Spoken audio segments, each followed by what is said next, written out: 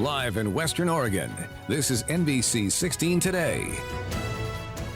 Good morning, and thanks for joining us here on NBC 16 Today. I'm Briana Chavez. Zach Brule is off today. We'll get to our top stories in just a moment. But first, we are starting off the morning with a much different look than where we have been throughout the first half of our work week. After some widespread rain showers and still some moisture lingering around, satellite and radar showing us much clearer conditions out there if you're heading out the door throughout this morning. So nothing of big concern for most areas. However, we are starting to see a little bit of that reduced visibility along portions of that I-5 corridor over Eugene in I-5 and Beltline, and some clearer conditions out on our trip check cameras. But when we travel a little bit farther north along that I-5, here's a look at how that fog is really impacting, and it's staying to some regions while others are staying relatively clear throughout the early morning hours. Of course, that visibility, though, to really give you a look at what we're seeing and how it's kind of trickling around throughout some areas.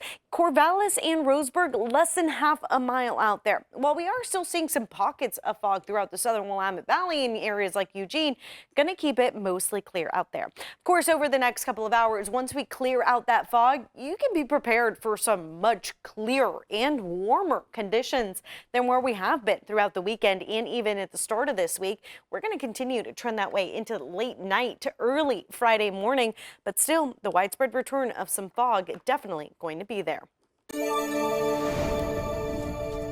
And now taking a look with our live shot buddy, who is continuing to remain on scene of a trailer fire over in Dexter. Now, this is at a mobile home park out there. We're hearing one person has been taken to Riverbend. However, we don't know their condition at this time. What we do know is Dexter, Lowell, Pleasant Hill, and Eugene Springfield Fire all responding to the scene and currently now in mop-up phase of this fire. Of course, we're going to continue to follow this developing situation and bring you the very latest updates as those come into our newsroom. And meanwhile, an update on yesterday morning's mobile home fire in Jasper. The fire happening shortly after 3 a.m. near Edenvale and Parkway Roads. Deputies made contact with a man associated with that residence on Edenvale Road, Fred Bunch, who they say had an outstanding warrants for reckless driving and attempting to elude arrest by vehicle. So they arrested him and took him to the Lane County Jail. Now, this video of the scene from yesterday afternoon, as you can see, the fire completely destroying a home, nearby vehicles as well. One neighbor saying he did what he could to protect his property before the fire department arrived. We came out 3 o'clock this morning, the whole flames to the side here. Grabbed the hose and started hosing the car and the side down so that we didn't catch our house on fire. And as the fire department came, I just got out of the way. No one was hurt as a result of the fire, and the fire marshal is currently investigating the cause. Well, the reason we are joining this litigation is because by joining the litigation, we're asking a court to determine and clarify what our obligations are. Now, in a developing story this morning, the Eugene 4J School District is the first K-12 public school district in the nation to join a lawsuit over the Trump administration's threat to block federal funding. The district is approaching a deadline as of tomorrow to comply with a U.S. Department of Education letter known as Dear Colleague. If the district doesn't comply, it could lose federal funding. In the letter, the department says discrimination on the basis of race, color, or national origin is illegal and morally reprehensible.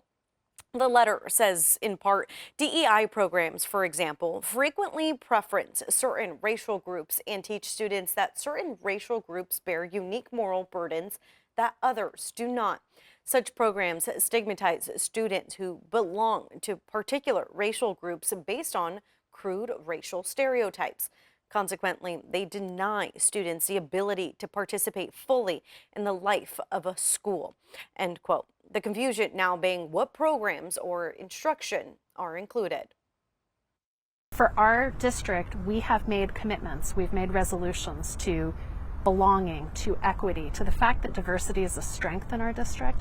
And that is something we plan to stand behind. It's one of the reasons we're seeking clarity from the court to tell us the extent to which this directive is lawful.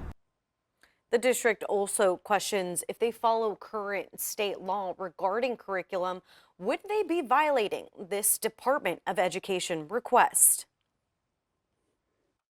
By state law, we are required to do certain things, like we're required to teach ethnic studies. State standards also require tribal history as part of our curriculum. We're required to have an equity committee. If those things are deemed suspect under the new Department of Education guidance and risk federal funding, then we're put in an impossible situation where we're having to choose between state law or federal guidance. And each of those come with their funding sources that our students rely on. The district says they're at risk. The district says at risk now are federal funds that benefit students with disabilities, homeless students, American Indian students, and those who come from low-income families. Schools must comply with this letter's request by tomorrow. And Whitebird Clinic facing an uncertain future due to financial struggles and leadership changes. NBC 16's Tiffany Lewis spoke with the clinic's new leader and a Cahoots veteran for a deeper look. Navigating internal transitions and funding shortfalls, Whitebird Clinic is facing an uphill battle to protect its 30-plus year legacy of low-barrier treatment and crisis intervention services in Lane County. Amy Marquardt, an 18-year veteran of Whitebird, stepped in as interim executive director last week following the resignation of former interim director Jeremy Gates for personal reasons. Gates will remain with Whitebird for a 90-day transition period. We love the people that we get to work with, and what an honor it is to show up day after day and be able to be there for people that are asking for help. And so I want to make sure that that continues long after I have left. With a projected $2.9 million operating deficit for the next fiscal year, Whitebird is bracing for significant budget cuts, including the potential downsizing of Cahoots. And the City of Eugene's proposed cuts to the program are part of its attempt to make up for an $11.5 million funding shortfall. What we're faced with now is making deep cuts into departments and eliminating whole services, and that's what you're seeing here. Cahoots responded to at least 17,000 calls last year. The agency is pushing back against the proposed funding cuts, citing the 2019 Community Safety Payroll Tax that was approved by Eugene City Council as a dedicated funding source for emergency services, including homelessness prevention and response services. Cahoots was directly named in the ordinance adopting the tax. The payroll tax is expected to continue funding these services until at least fiscal year 2027. I'm hoping that, people will feel that our service is critical and invaluable, and that having a local service that does that integrative model is worth fighting for. While Cahoots receives 40% of its funding from the city, potential federal budget cuts under the Trump administration could further jeopardize funding, making money from the state and city level even more crucial. I think that we can take a multifaceted approach, and part of that is looking at what funding opportunities are out there and available to us. I know that so much of the state funding is dependent upon federal grants, and so that has a trickle-down effect that we have to look at and pay attention to. Cahoots is hoping community members will speak out to protect the agency's local resources and its legacy as a model for crisis intervention teams across the country. We are trying to make sure that our people's voices through us inform not only our local community, but inform the nation as they build out their mobile crisis teams. In Eugene, Tiffany Lewis reporting.